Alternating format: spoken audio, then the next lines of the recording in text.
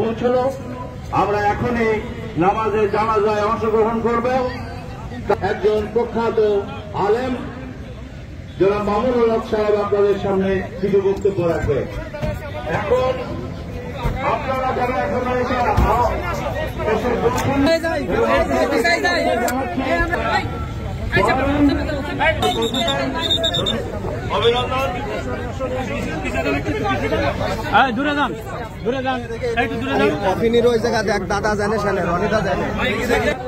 আমাদের সেন্ট্রাল জামে মসজিদের যিনি আমাদের ইমাম সাহেব আছেন উনি এই জানাজা পড়াবেন এবং আপনারা যারা এখনো এসে পৌঁছননি মেহেরবানি করে আপনারা এই জানাজায় অংশগ্রহণ করবার জন্য দ্রুত। আসিয়ার লাশ আমাদের মাঝে এসে পৌঁছেছে। আমরা এখনই জানাজার নামাজে শরীক হব। আমাদের ছোট ভাই জনাব রবিউল ইসলাম নয়ন, যিনি প্রথম থেকে এই আসিয়ার চিকিৎসায় তার সর্বোচ্চ তার পাশে ছিলেন, তার পরিবারের পাশে ছিলেন।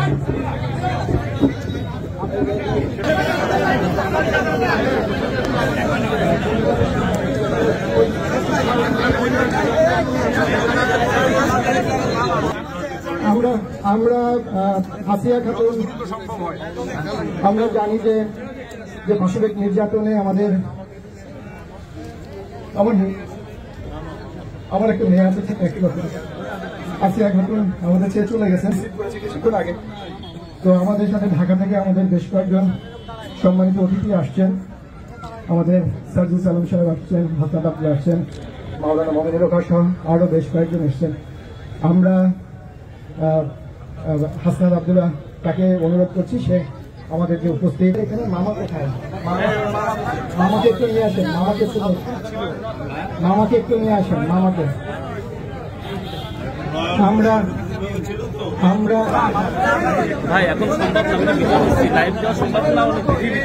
আসিয়া খাতুনের কাছে অনেক ভিড়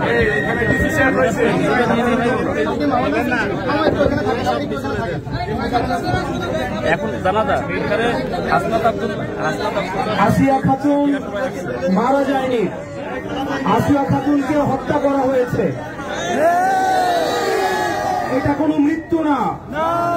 আমরা যদি বলি আসিয়া খাতুন মারা গিয়েছে এটা ভুল বলা হবে, বরং আসিয়া খাতুনকে পরিকল্পিতভাবে হত্যা করা হয়েছে।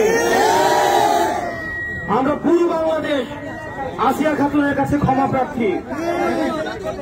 অতীতের যে ঘটনাগুলো ঘটেছে, এই ধর্ষণের মতো যে ঘটনাগুলো অতীতে ঘটেছে, সেগুলো যদি আমরা সঠিক সময় বিচার নিশ্চিত করতে পারতাম তাহলে আজকে এই আসিয়া খাতুনের করুণ পরিণতি ভোগ করতে হতো না।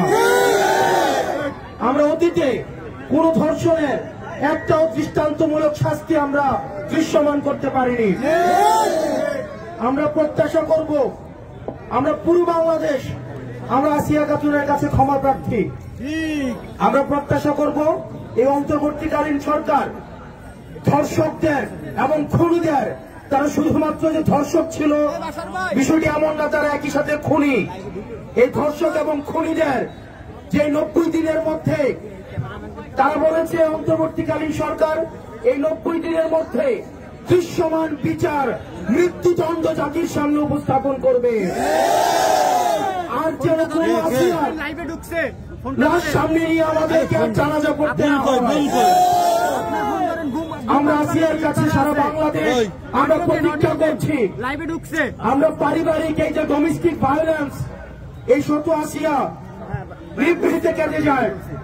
এই যে পারিবারিক ভাবে এই যে ডোমেস্টিক ভায়োলেন্সের শিকার যে নারীরা হচ্ছে, আমরা আপনাদের কাছে অনুরোধ করব আপনারা মুখ খুলবেন এবং আমরা প্রতিজ্ঞাবদ্ধ আমরা এই ধরনের আর নৃশংসতা এগুলোর আর পুনরাবৃত্তি ঘটাতে আমরা আর দিব না।